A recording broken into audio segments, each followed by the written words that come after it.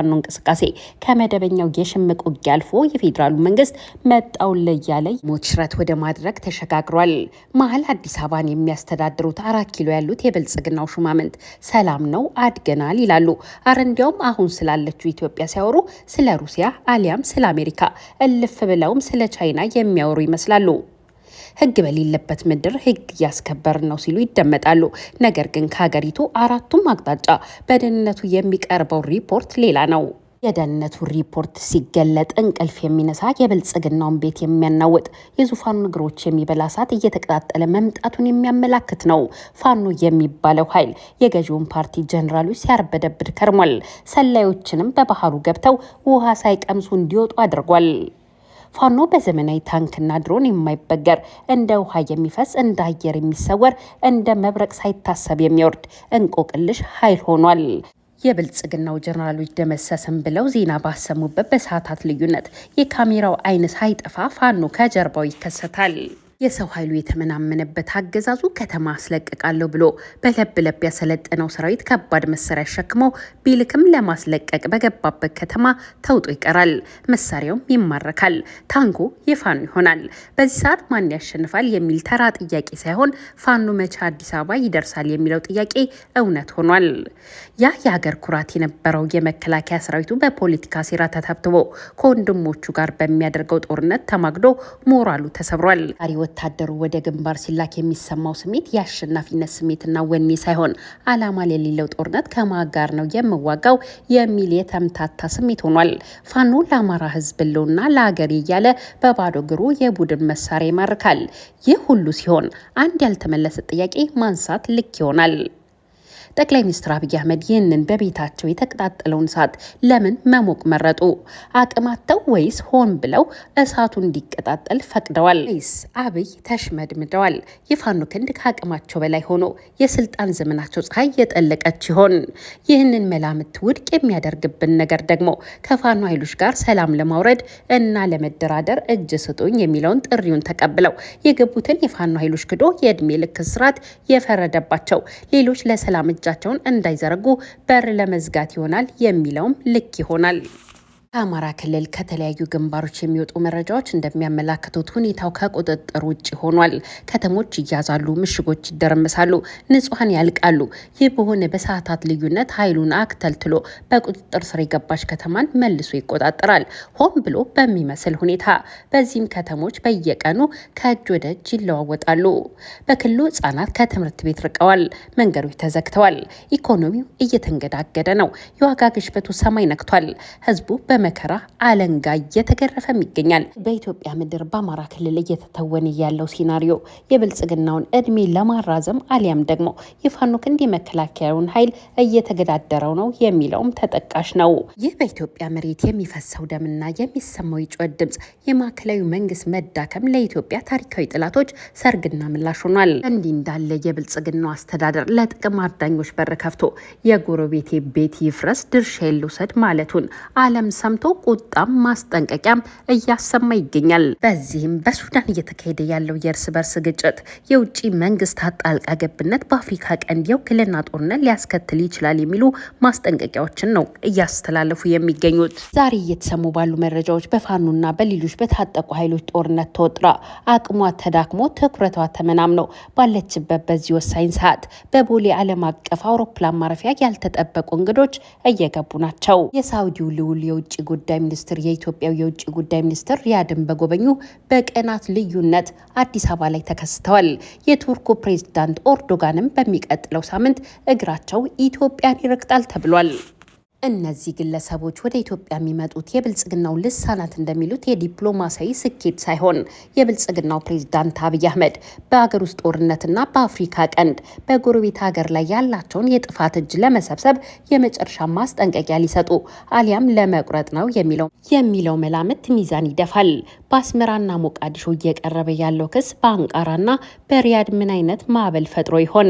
ጠቅላይ ሚኒስትር አብይ አህመድ በሁለት እሳት መካከል ተቀርቅረዋል። በሀገር ውስጥ የማይበገረው የፋኖ እንቅስቃሴ፣ በሌላ በኩል የዓለም አቀፍ ማህበረሰብ ማስጠንቀቂያ። የኢትዮጵያ መጻኢ ዕድል ምን ይሆን የሚለው አሳሳቢ ሆኗል። ጦርነት ጠማቂና ወዳጅነታቸውን በስልጣን ዘመናቸው ያስመሰከሩት አብይ አህመድ ስልጣናቸውን ለማዳን ሲሉ ሉዓላዊነታችንን አሳልፈው ከመስጠት ወደኋላ አይሉም ወይንስ ደግሞ ከፋኖ ኃይሎች ጋር ታርቀው የውጭውን ጥላት ይመክቱ ይሆን? ከአዲስ አበባ እስከ ሪያድ፣ ከአንካራ እስከ ሞቃዲሾ፣ ከተባበሩት አረብ ኤምሬት እስከ ካርቱም የተዘረጋው የዲፕሎማሲ ሴራና የሀገር ውስጥ የፖለቲካ ቀውስ በዓለም አቀፍ መገናኛ አውታሮች የመነጋገሪያ ጉዳይ ሆኗል። የአፍሪካ መዲና አዲስ አበባ ከወትሮ በተለየ መልኩ የዲፕሎማሲ እንግዶችን እየተቀበለች ትገኛለች። የሳውዲ የውጭ ጉዳይ ሚኒስትር ልዑል ፈይሰል አልፈርሃን የአፍሪካ ቀንድን የፖለቲካ ሙቀት ሊለኩ አዲስ አበባ ሲደርሱ ጉዳዩ ከመደበኛ የሁለትዮሽ ግንኙነት የዘለለ መሆኑን ለማወቅ የፖለቲካ ምሁር መሆን አይጠበቅብንም። በሚቀጥለው ሳምንት አዲስ አበባ ይገባሉ የተባሉት የቱርኩ ፕሬዝዳንት ረጅብ ጠይብ ኤርዶጋን የዚሁኑ የምስራቅ አፍሪካን የዲፕሎማሲ ጫና ሚዛን ለመድፋት እንደሆነ ይነገራል። ይህም የኢትዮጵያ መንግስት በሱዳን ምድር እየተቀጣጠለ ላለው እሳት ማገዶ እየጨመረ ነው የሚለውን ክስ የቀይ ባህርና የመካከለኛው ምስራቅ ሀገራት እንቅልፍ ነስቷል። በተለይም አብይ አህመድ ከተባበሩት አረብ ኤምሬትስ ጋር በመሆን በካርቱም ምድር ከፍተኛ የዘር ማጥፋት ወንጀል እየፈጸመ ላለው ለጀኔራል ሐምዳን ደጋሎ ወይም ሐሚቲ የፈጥኖ ደራሽ ኃይል ሰጡት የተባለው የሎጂስቲክና የስልጠና ድጋፍ የቀጠናውን የኃይል ሚዛን ያዛባ የፖለቲካ ቁማር ተደርጎ ተወስዶባቸዋል። ሳውዲና ቱርክ፣ ኤምሬትስና ግብጽ እንዲሁም ምዕራባውያን በቀይ ባህርና በአፍሪካ ቀንድ ላይ ያላቸውን የበላይነት ለማረጋገጥ ኢትዮጵያና ሱዳንን እንደ መጫወቻ ሜዳ እየተጠቀሙ እንደሆነም በፖለቲካ ተንታኞች ይነገራል። የተባበሩት አረብ ኤምሬትስ ለሱዳን ፈጥኖ ድራሽ ወይም ለኢትዮጵያ መንግስት የምትሰጠው ድሮንና ዶላር አላማው አንድን ወገን መጥቀም ሳይሆን ቀጠናው የማንም የበላይነት የሌለበት ነገር ግን እነሱ የሚዘውሩት እንዲሆን ለማድረግ ነው።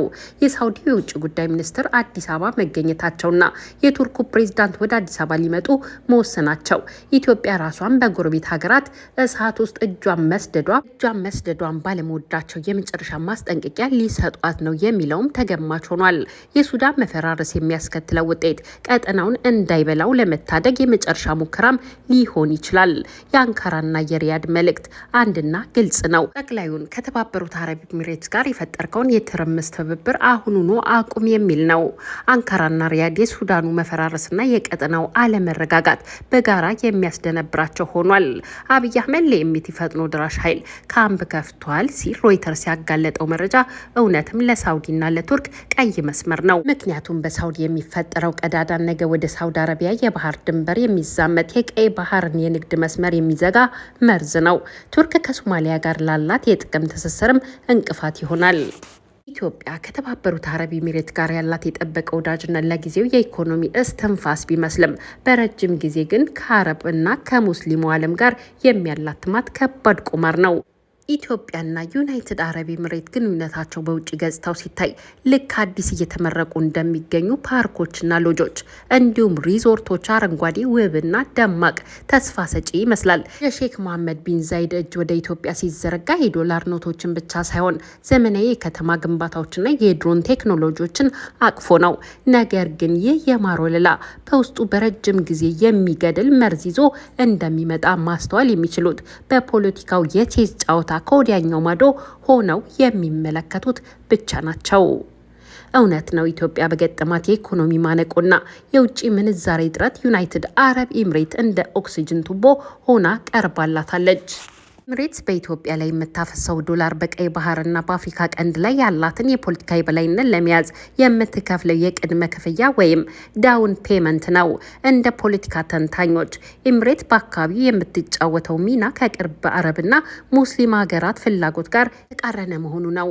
ሳውዲ አረቢያ የመካከለኛው ምስራቅ ታላቅ ወንድምና የእስልምናው ዓለም መሪ ናት። ሪያድ ለቀጠናው ያላት ራዕይ መረጋጋት ሲሆን የተባበሩት አረብ ኤሚሬትስ ግን በብዙዎች ዘንድ እንደሚነገርላት ተጽዕኖ ለማስፋት ሲባል ትርምስን እንደ መሰላል የምትጠቀም አገር ሆናለች። በተለይም በሱዳን ጉዳይ ሳውዲ አረቢያ በአልቡርሃን የሚመራውን መንግስት ትደግፋለች። በተቃራኒው ዩናይትድ አረብ ኤሚሬትስ ግን ለአማጺው ኤምቲ ቡድን የጀርባ አጥንት ሆናለች። ኢትዮጵያ በዚህ መሀል ከዩናይትድ አረብ ኤሚሬት ጋር አብራ ስትቆም በቀጥታም በተዘዋዋሪ የሳውዲን ብሔራዊ ደህንነት እየተፈታተነች ነው። ይህ ማለት ደግሞ ኢትዮጵያ ለአንድ ባለጸጋ ሀገር ወዳጅነት ብላ የረጅም ዘመን ታሪካዊ፣ ኢኮኖሚያዊና ሃይማኖታዊ ትስስር ያላትን ሳውዲ አረቢያን እያጣች ነው ማለት ይሆናል። ሳውዲ ለኢትዮጵያ ፊቷን ብታዞር በሚሊዮን ለሚቆጠሩ ኢትዮጵያውያን ሰራተኞች ከሳውዲ ሲባረሩ የሚፈጠረው ማህበራዊ ቀውስ የኤምሬት ዶላር ሊሸፍነው አይችልም። ጉዳዩም በሳውዲ አረቢያ ብቻ የሚቆም አይመስልም። ሌላኛው ኢትዮጵያ ከተባበሩት አረብ ኤምሬትስ ጋር በመሆን በሱዳን እሳት ላይ ቤንዚን ማርከፍከፏ ካይሮን የበለጠ የሚያበሳጫትና የአረብ ሊግን በኢትዮጵያ ላይ እንዲነሳ ጥሪ ለማድረግ ይረዳታል። ቱርክም ብትሆን በሶማሌና በሱዳን ያላትን ስልታዊ ጥቅም አሳልፋ አትሰጥም።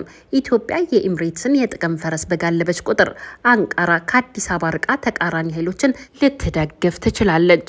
ኢትዮጵያ ከአፍሪካ ቀንድ ጎረቤቶቿ ከሱዳንና ጅቡቲ፣ ኤርትራና ሶማሊያ ጋር ተጣልታ ከሳውዲና ቱርክ ጋር ተኳርፋ ብቸኛ መከታዋን አቡዳቢ ካደረገች ትልቅ ስልታዊ ስህተት ይሆናል። ምክንያቱም ኤምሬትስ በታሪኳ ታማኝ ወዳጅ አይደለችም። ጥቅሟ ሲነካ ወይም ከአሜሪካ ማስጠንቀቂያና ጫና ሲበዛባት ኢትዮጵያን እንዳሮጌ ዕቃ እንደታኘከ ሸንኮራ ጥላና ተፍታ ለመሄድ አታመነታም። አብይ ከኤምሬትስ ጋር የፈጸሙት ጋብቻ የቆንጆ ሴት ወጥመድ ይመስላል።